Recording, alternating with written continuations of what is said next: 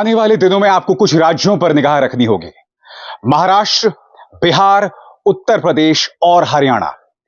और अगले 3-4 सालों में इन राज्यों से जो राजनीतिक खबरें आएंगी, उसका सीधा असर भारतीय जनता पार्टी और मोदी सरकार पर पड़ेगा। मगर सबसे पहले कुछ चेहरों पर निगाह डालिए। जिस तरह से महाराष्ट्र के अंदर उद्धव ठाकरे ने साबित कर दिया है कि असली शिवसेना कौन है, जिस तरह से कांग्रेस, एनसीपी और उद्धव ठाकरे के गठबंधन ने भाजपा के गठबंधन को धूल चटा दी है, उसका परिणाम यह हो रहा है दोस्तों कि देवेंद्र फडणवीस को यह कहना पड़ रहा है कि इस हार के लिए नैतिक जिम्मेदारी लेते हुए मैं पद से इस्तीफा देने को तैयार हूं। आदित्य ठाकरे अभी से ही कह रहे हैं कि अभी से ही हम जमीन की तरफ रुख कर रहे हैं। कहने को लोकसभा चुनाव खत्म हो गया है, मगर वो रुकने नहीं वाले हैं, क्योंकि एक ही साल के अंदर महाराष्ट्र के अंदर विधानसभा चुनाव हैं। और अभी से ही एकनाथ शिंदे कैंप के अंदर सुगबुगाहट शुरू हो गई है। एक खबर आती है, जैसे ही लोकसभा चुनाव के नतीजे आते हैं तो एक खबर आती है, और वो खबर ये कि एकनाथ शिंदे ग्रुप से जो सांसद जीतकर आए हैं, उनमें से कई लोग उद्धव ठाकरे के संपर्क में आ जाते हैं। वो जानते हैं कि जनता की जो पूरी सहानुभूति है वो उद्धव ठाकरे के साथ है। दूसरी तरफ अगर एनसीपी की बात करें तो अजीत पवार का लगभग सूपड़ा साफ हो गया है। अपनी जान बचाने के लिए, स्वार्थ के चलते वो भाजपा की गोद में जाके बैठ गए, डिप्टी चीफ मिनिस्टर बन गए, मगर लोकसभा चुनावों में उनका सूपड़ा साफ हो गया। क्यों? क्योंकि जनता की सहानुभूति शरद पवार के साथ थी, सुप्रिया सुले के साथ थी। यहां पर भी जनता समझ गई है कि असली एनसीपी कौन है। यानी कि महाराष्ट्र में 3 चीजें हुई हैं दोस्तों। पहली बात, असली एनसीपी कौन है यह प्रमाणित हो गया है, शरद पवार के साथ सहानुभूति। दूसरी बात, असली शिवसेना कौन है, यानी कि उद्धव ठाकरे। और तीसरी बात, कांग्रेस की वापसी हुई है दोस्तों। मैं आपको बतलाना चाहूंगा, जो नतीजे आए हैं महाराष्ट्र में वो अपने आप में बहुत कुछ कहते हैं। कांग्रेस को 13 सीटें मिली, उसके बाद शिवसेना उद्धव ठाकरे फैक्शन को 9 सीटें, भारतीय जनता पार्टी को 9 सीटें, एनसीपी शरद पवार फैक्शन को 8 सीटें, शिवसेना एकनाथ शिंदे फैक्शन को 7 सीटें और अजीत पवार की एनसीपी को सिर्फ 1 सीट, सिर्फ 1 सीट।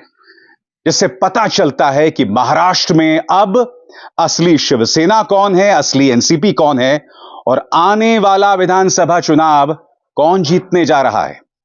इस वक्त भाजपा गठबंधन के अंदर जबरदस्त खलबली है। देवेंद्र फडणवीस इस्तीफे की बात कर रहे हैं।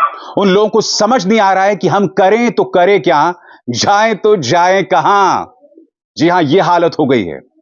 और इसीलिए अगर 1 साल के अंदर महाराष्ट्र और हरियाणा दोनों जगह पर अगर इंडिया गठबंधन को जीत मिल जाती है, तो आप सोच सकते हैं मोदी 3.0 की कितनी खराब शुरुआत होगी। क्योंकि आप जानते हैं कि हरियाणा के अंदर भी इंडिया गठबंधन, यह कहा जाए कांग्रेस को शानदार सफलता मिली है। इस वक्त भूपेंद्र हुड्डा, दीपेंद्र हुड्डा, शैलजा, ये सभी एक टीम के तौर पर काम कर रहे हैं। और वो तमाम लोग जो भाजपा की गोद में जाकर बैठ गए थे, यानी कि चौटाला साहब, अब वो अलग हो गए हैं। इसका अर्थ क्या हुआ? भाजपा हरियाणा में भी कमजोर हो गई है। और हरियाणा में आज की तारीख में चुनाव होते हैं तो जनादेश किसकी तरफ जाएगा, यह मुझे आपको बतलाने की जरूरत नहीं है। इसका अर्थ क्या हुआ? इसका अर्थ यह हुआ कि अगर महाराष्ट्र और हरियाणा के एक साथ चुनाव होते हैं और अगर इन दोनों जगहों पर, इन दोनों अहम राज्यों में अगर इंडिया गठबंधन, यह कहा जाए कांग्रेस गठबंधन को जीत मिलती है, तो आप सोच सकते हैं कि मोदी 3.0 की शुरुआत कैसे होगी। तो पहला झटका यहीं पर लगेगा। क्योंकि आप जानते हैं दोस्तों, भारतीय जनता पार्टी की जो राजनीति है ना, वो चुनावों में जीत पर निर्भर करती है। यानी कि भाजपा कोई चुनाव जीतती है, विधानसभा का चुनाव जीतती है, गोदी मीडिया में वही प्रधानमंत्री नरेंद्र मोदी का गुणगान शुरू हो जाता है कि ये प्रधानमंत्री का मास्टर स्ट्रोक है, मोदी जी जैसा कोई नहीं। मगर सोचिए, अगर पहले ही साल में वो अहम चुनाव हार जाते हैं तो उसका क्या असर होगा। और बुरी खबर उसके बाद और आने वाली है, क्योंकि फिर बिहार में चुनाव है, पश्चिम बंगाल में चुनाव है, और आज से ठीक 3 साल बाद उत्तर प्रदेश में चुनाव है। बिहार और पश्चिम बंगाल की बात कुछ देर बाद करते हैं दोस्तों, मगर 3 साल बाद उत्तर प्रदेश में भी चुनाव है। अखिलेश यादव, जिन्होंने उत्तर प्रदेश के लोकसभा चुनावों में गठबंधन को 43 सीटें दिलवाई हैं, वो आत्मविश्वास से सराबोर हैं। वो कह रहे हैं कि मोदी 3.0 यानी मोदी जी को जो तीसरी पारी होगी वो इतनी आसान नहीं होगी। लगातार एक अस्थिरता बनी रहेगी। क्यों बनी रहेगी, आइए सुनते हैं अखिलेश क्या कह रहे हैं। तक चुनाव का सवाल था। इस बार उत्तर प्रदेश की जनता ने मुद्दों पर वोट दिया और जनता के मुद्दों पर चुनाव हुआ। जनता ने अपने मुद्दों पे मतदान किया और भारतीय जनता पार्टी की बड़ी हार उत्तर प्रदेश में हुई है। जहां तक सरकार बनने का ना बनने का है, सरकारें बना करती हैं, सरकारें गिरा करती हैं। सरकार में बहुमत नहीं हो तो बहुत लोगों को खुश कर करके सरकार बनानी होती है। मुझे लगता है ये खुश करने की जो कदम चल रहे हैं, खुश करने के लिए जो फैसले हो रहे हैं, और सब गिनती का सवाल होता है। सरकारें जब खुश करके बनाई जाती हैं तो कोई और खुश कर देगा तो उधर चले जाते हैं लोग। हमें उम्मीद है कि जनता ने जो फैसला देश के सामने लिया है, संविधान, आरक्षण और लोकतंत्र मजबूत हो, हमें उम्मीद है कि आने वाले समय में ऐसी चीजें आप देखोगे कि लोग उनके लिए साथ खड़े दिखाई देंगे। अखिलेश के पक्ष में क्या जाते दिख रहा है मैं आपको बताता हूं दोस्तों। सबसे बड़ी बात, कांग्रेस का रिवाइवल हो गया है। कांग्रेस ने वापसी की है आधा दर्जन सीटें हासिल करके, जो अपने आप में बहुत बड़ी चीज है। क्योंकि अगर कांग्रेस अखिलेश यादव को लोकसभा चुनावों में लगातार नीचे ले जाती रहती तो ये 43 सीटें संभव नहीं होती। और इसके अलावा एक और फैक्टर, बीएसपी की जो विश्वसनीयता है, खासतौर से मायावती जिस तरह से राजनीतिक तौर पर वो कदम उठा रही हैं जिससे भाजपा को मदद मिल रही है, इससे दलितों में उनका विश्वास कम हुआ है। यही वजह है कि नगीना से एक दलित नेता चंद्रशेखर जीत जाता है। चंद्रशेखर की जीत के साथ एक नए और बड़े दलित नेता का उदय हो रहा है दोस्तों। और ये जो नया दलित नेता है वो भाजपा के साथ नहीं है, कम से कम अब तक तो नहीं है। आगे कब होगा, क्या होगा, हम नहीं जानते हैं।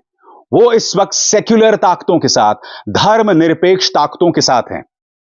अब आप समझ रहे हैं, राज्य का जो दलित है वो बेशक अखिलेश यादव की तरफ ना देखे, मगर वो कांग्रेस की तरफ देख रहा है। क्योंकि राहुल गांधी ने अपने चुनावी सभाओं में बार बार कहा था कि अगर भाजपा को 400 सीटें आ गई तो संविधान खत्म हो जाएगा, आरक्षण पर प्रभाव पड़ेगा।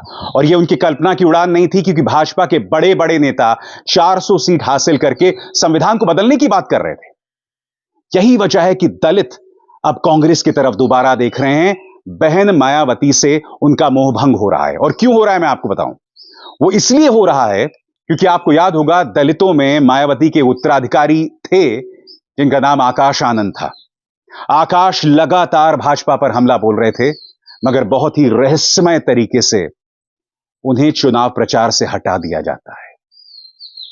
यही नहीं दोस्तों, सीटों के बंटवारे में भी मायावती लगातार कई सीटों पर मुसलमानों को टिकट दे रही थी ताकि मुसलमानों का जो वोट बंट जाए। इनफैक्ट मैं आपको एक आंकड़ा दिखाना चाहता हूं। इस आंकड़े के मुताबिक, जो बहुत शॉकिंग है दोस्तों, इस खबर को देखिए। BSP polls more votes than victory margin in 16 UP seats. आप जानते हैं, इसका मैं हिंदी में अनुवाद करूं तो इसका क्या अर्थ है। इसका अर्थ है कि कम से कम 16 उत्तर प्रदेश की सीटों में बीएसपी को जो वोट मिले उसके चलते समाजवादी पार्टी को हार मिली। इसी के चलते भाजपा इन सीटों में जीत पाई। अब सोचिए, अगर बीएसपी समाजवादी पार्टी के साथ होती तो आप सोच सकते हैं कि किस तरह का तूफान जो है वो आता उत्तर प्रदेश में। 16 सीटें, गठबंधन को 43 सीटें मिली थी, इसमें आप 16 और जोड़ दीजिए, 16 और जोड़ दीजिए, कितना हुआ? 43 प्लस 10 53, और 53 प्लस 6 59, कुल 59 सीटें गठबंधन को मिल सकती थी अगर बीएसपी इंडिया गठबंधन के साथ होती। वो कौन सी सीटें हैं जिसमें मायावती ने बीजेपी को फायदा पहुंचाया था आपके स्क्रीन पर? अकबरपुर, अलीगढ़, अमरोहा, बांसगांव, भदोही, बिजनौर, देवरिया, फर्रुखाबाद, फतेहपुर सीकरी, हरदोई, मेरठ, मिर्जापुर, मिश्रिख, फूलपुर, शाहजहांपुर, उन्नाव। इन तमाम सीटों पर बीएसपी ने एसपी गठबंधन को नुकसान पहुंचाया और बीजेपी को फायदा पहुंचाया। और यही विधानसभा चुनावों में 2022 के विधानसभा चुनावों में हुआ था। 100 से ज्यादा सीटें थीं जहां समाजवादी पार्टी को बीएसपी की वजह से हार का सामना करना पड़ा था। जिस तरह से बीएसपी ने सीटों का बंटवारा किया, मगर अब बीएसपी का जो कोर वोट बैंक है वो इस पूरे तमाशे को देख रहा है। वो समझ रहा है कि दरअसल क्या खेला हो रहा है। यही वजह है कि इस बार बीएसपी को एक भी सीट नहीं मिली। यही वजह है कि बीएसपी का जो कोर वोटर है वो कांग्रेस और चंद्रशेखर की तरफ शिफ्ट हो रहा है। यह अपने आप में एक बहुत बड़ी खबर है और अखिलेश यादव को ताकत देता है। और कल्पना कीजिए दोस्तों कि महाराष्ट्र और हरियाणा में जीत के बाद 2027 में अगर अखिलेश यादव को उत्तर प्रदेश में जीत मिल जाती है, आप अंदाजा लगा सकते हैं पॉलिटिकल सोच किस तरह से बदल जाएगी। गोदी मीडिया से ना निगलते बनेगा ना उगलते। वो मोदी मोदी नहीं कर पाएंगे क्योंकि एक के बाद एक चुनाव हारते रहेंगे। मगर उत्तर प्रदेश के चुनावों से पहले 2 और चुनाव होंगे। बंगाल में इस वक्त आप ममता बनर्जी को छू नहीं सकते दोस्तों, क्योंकि लोकसभा चुनावों में भी आप जानते हैं 30 से ज्यादा सीटें टीएमसी जीतकर आई। वो बंगाल जहां पर प्रशांत किशोर से लेकर तमाम जो चाटुकार थे भाजपा के, या तमाम एग्जिट पोलस्टर्स कह रहे थे कि भाई भाजपा को सबसे ज्यादा सीटें मिलेंगी बंगाल में, मगर हुआ नहीं।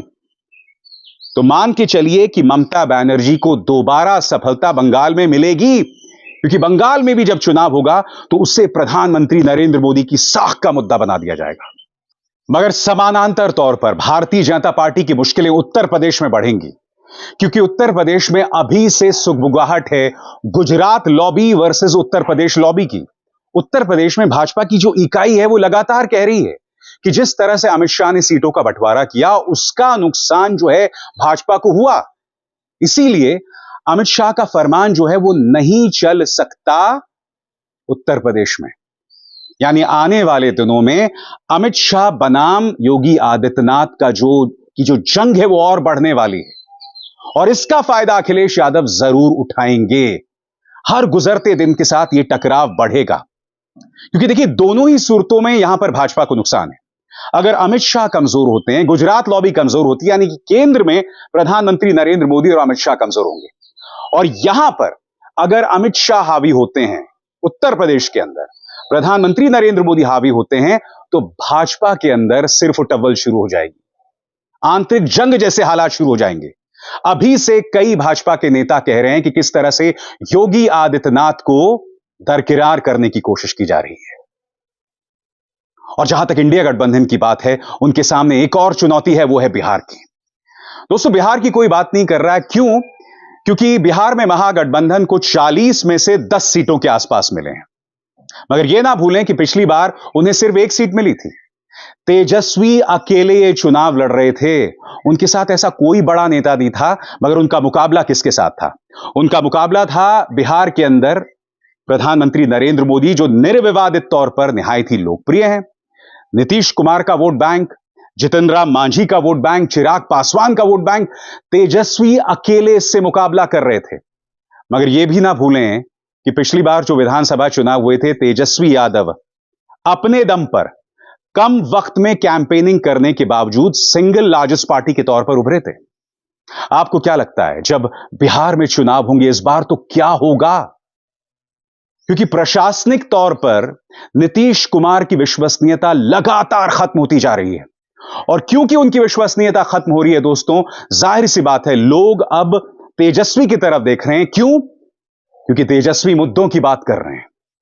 वो कभी हिंदू मुस्लिम नहीं करते हैं, वो अनर्गल जातीय मुद्दे नहीं उठाते हैं, वो गरीबों की बात करते हैं, महंगाई बेरोजगारी की बात करते हैं, और उन्हें जो समर्थन मिल रहा है ना वो जाति से ऊपर मिल रहा है। इसलिए जब बिहार में विधानसभा चुनाव होंगे तो यकीनन महागठबंधन को बढ़त मिल सकती है। अब आप इन तमाम चीजों को जोड़िए, महाराष्ट्र, हरियाणा, बंगाल, बिहार, उत्तर प्रदेश। अगर इन तमाम राज्यों में इंडिया गठबंधन को सफलता मिलती है तो आप सोच सकते हैं क्या होगा, माहौल क्या होगा। और मैं यह भी जानता हूं यह बहुत बड़ा अगर है, क्योंकि हम नहीं जानते हैं राजनीति में क्या होगा। हम नहीं जानते हैं, हो सकता है प्रधानमंत्री एक ऐसा मास्टर स्ट्रोक उठाएं कि ये तमाम चुनाव जीत जाएं। और हां, मैं दिल्ली भूल गया हूं जिनके मुख्यमंत्री इस वक्त जेल में हैं। झारखंड को भी भूल गया हूं जिनके मुख्यमंत्री इस वक्त जेल में हैं। वहां पर जनता कैसे वोट करेगी यह भी हमें देखना पड़ेगा। क्या सहानुभूति उन्हें मिलेगी? कम से कम लोकसभा चुनावों में यह प्रमाण खुलकर सामने उभर कर नहीं आए हैं, क्योंकि आप जानते हैं दिल्ली के अंदर सातों की सातों सीटें चली गई हैं भाजपा को। मगर यह तो पिछली बार भी हुआ था ना। और यह बार बार साबित हुआ है कि दिल्ली की जनता विधानसभा चुनावों में कुछ और लोकसभा चुनावों में किसी और ढंग पर वोट करती है। मगर अगर दिल्ली में अपनी सफलता को केजरीवाल या आम आदमी पार्टी दोहरा पाती है तो उसका असर भी राजनीति पर यकीनन पड़ेगा। और अगर एक के बाद एक चुनाव हारते गए प्रधानमंत्री या भाजपा, तो आप सोच सकते हैं इसका असर आज से 5 सालों बाद होने वाले चुनावों पर क्या पड़ेगा। क्या इसका अर्थ यह है कि कांग्रेस की राह आसान है? बिल्कुल नहीं है दोस्तों। कांग्रेस के सामने जो सबसे अहम सवाल है वो क्या है, मैं आपको बताता हूं। सबसे अहम सवाल है कि आप मध्य प्रदेश में आपका सुपड़ा साफ हो गया है, गुजरात में आप एक सीट जीत पाए, बहुत बड़ी उपलब्धि है, बावजूद इसके कि आपने कोई बहुत बड़ी लड़ाई नहीं लड़ी है। हिमाचल में आपका सुपड़ा साफ है, उत्तराखंड में आपका सुपड़ा साफ है, छत्तीसगढ़ में सुपड़ा साफ है। इन तमाम राज्यों में कांग्रेस ने सलीके से चुनाव भी नहीं लड़ा। मैं ये समझ नहीं पा रहा हूं कि छत्तीसगढ़ में आपके पास भूपेश बघेल जैसा नेता है, फिर भी वहां इतनी दयनीय हालत। तो कहने का अर्थ यह है कि अगर इन चुनावों में इन राज्यों में कांग्रेस ने मेहनत नहीं की, मसलन मध्य प्रदेश में अगर पार्टी ने नए सिरे से जान नहीं फूकी, क्योंकि आपको जो पुराने झाड़ झंखार हैं जो पार्टी को सिर्फ नुकसान पहुंचा रहे हैं, मसलन कमलनाथ या कुछ हद तक दिग्विजय सिंह भी, इनसे दूरी बनाए रखनी पड़ेगी। युवा नेताओं को सामने लाना पड़ेगा। जीतू पटवारी पार्टी अध्यक्ष हैं, तो क्यों ना जीतू पटवारी में विश्वास जतलाया जाए, क्योंकि हमने जीतू पटवारी के आक्रामक अंदाज को कई मंचों पर देखा है। क्यों ना वो चेहरा बन जाए, क्योंकि वो खाटी मध्य प्रदेशी हैं। तो कहने का अर्थ यह है कि बेशक महाराष्ट्र, बिहार, उत्तर प्रदेश में कांग्रेस का जो गठबंधन है उससे सफलता मिल सकती है, मगर जिन राज्यों में आपका सीधा मुकाबला भाजपा के साथ है वहां पर भी आपको मेहनत करनी पड़ेगी। क्योंकि अगर एक बार फिर, यानी कि जब भी लोकसभा चुनाव होते हैं, अगर एक बार फिर इन तमाम राज्यों में कांग्रेस का सुपड़ा साफ हो जाता है तो इस वक्त जो नतीजे आए हैं उससे बहुत भिन्न हालत नहीं होंगे। यानी कि प्रधानमंत्री शायद एक बार फिर प्रधानमंत्री बन जाएंगे। मगर जैसे मैंने कहा दोस्तों, ये सब कहने की बातें होती हैं। आने वाले वक्त में अगले एक हफ्ते में क्या होने वाला है हम नहीं जानते हैं। तो कांग्रेस के सामने यह भी चुनौती है। इंडिया गठबंधन के पक्ष में एक और चीज है और वो है उनके नेता। इन चेहरों पर गौर कीजिए। राहुल गांधी, अखिलेश यादव, तेजस्वी यादव, प्रियंका गांधी वाड्रा, अरविंद केजरीवाल। ये तमाम राजनेता तो हैं ही, मगर इन सब में एक और समानता है दोस्तों। बतौर इंसान, बतौर पारिवारिक व्यक्ति, इनकी जो जड़ें हैं वो बहुत मजबूत हैं। आपको याद होगा जब केजरीवाल जेल जा रहे थे तो किस तरह से वो अपने बेटे से गले मिले थे। जब केजरीवाल जेल में थे तब उनकी पत्नी सुनीता केजरीवाल ने उनके पक्ष में प्रचार किया। इन तमाम मुद्दों का असर जनता के जहन पर पड़ता है। और जहां तक राहुल गांधी की बात है, आप देख सकते हैं अपनी बहन प्रियंका गांधी के साथ उनका यह प्यार, उनकी ये तस्वीर। खैर भाजपा तो इसके बारे में भी अश्लील बातें करती है। आपने देखा होगा कि राहुल गांधी किस तरह से सोनिया गांधी को लेकर अपने प्यार को जतलाते हैं। आपने अखिलेश यादव और डिंपल यादव की लव स्टोरी को भी देखा होगा। आपने तेजस्वी को भी देखा होगा, किस तरह का बॉन्ड, किस तरह का रिश्ता उनके पिता के साथ उनका है। कहने को पारिवारिक राजनीति पर भाजपा इन तमाम नेताओं पर हमला करती है, मगर जनता यह भी देख रही है कि ये लोग सब पारिवारिक नतीजे का परिणाम है, मगर ये लोग पारिवारिक संवेदनाओं में रचे बसे हुए हैं। इनकी पारिवारिक जड़ें बहुत मजबूत हैं। और सच तो यह है दोस्तों कि भाजपा के पास तो परिवारवाद पर कहने का अधिकार भी नहीं रह गया है। डायनेस्टिकल पॉलिटिक्स पे कहने का अधिकार भी नहीं रह गया है। क्या प्रधानमंत्री भूल गए हैं कि अमित शाह के बेटे को किस तरह से बीसीसीआई का सचिव बना दिया गया? क्या प्रधानमंत्री भूल गए हैं कि राजनाथ सिंह का बेटा राजनीति में है? क्या प्रधानमंत्री भूल गए हैं कि अनुराग ठाकुर किसके बेटे हैं? क्या प्रधानमंत्री भूल गए हैं कि कांग्रेस के जिन नेताओं में उन्होंने विश्वास जतलाया, चाहे वो ज्योतिरादित्य सिंधिया हो, चाहे वो आरपीएन सिंह हो, चाहे वो जितिन प्रसादा हो, चाहे वो मिलिंद देवड़ा हो, ये सब पारिवारिक राजनीति का परिणाम है। तो परिवारवाद पर हमला करने का तो अधिकार रह ही नहीं गया है भाजपा के पास। यह एक और चुनौती है। इंडिया गठबंधन का एक मानवीय चेहरा है, एक पारिवारिक चेहरा है, जो हर गुजरते दिन के साथ मजबूत होता जाएगा, और भाजपा के पास इसका कोई जवाब नहीं है। क्योंकि हमें नहीं भूलना चाहिए, जब प्रधानमंत्री की मां जिंदा थी तो वो उनसे जब भी मिलने जाते थे तो कैमरे के सामने मुलाकात करते थे। और इस बार जब वो वापस आ भी रहे हैं तो आपको याद होगा कि उन्होंने भाजपा में अपने संबोधन में कहा था कि यह पहला चुनाव है जो अपनी मां के बगैर में लड़ा। यानी कि उन्होंने अपने मां से उनके रिश्ते का जिक्र किया, जो बहुत अच्छी बात है, कोई बात नहीं है। मगर प्रधानमंत्री के पास भी यह नैतिक अधिकार नहीं रह जाता कि वो परिवारवाद के मुद्दे पर विपक्ष पर हमला करें। तो ये तमाम मुद्दे हैं दोस्तों जिससे आने वाला वक्त, आने वाला समय बहुत दिलचस्प हो जाता है। आने वाली राजनीति बहुत पेचीदा हो चली है और प्रधानमंत्री नरेंद्र मोदी और अमित शाह के माथे पर शिकन लगातार बढ़ती जा रही है। अभिसार शर्मा को दीजिए इजाजत। नमस्कार।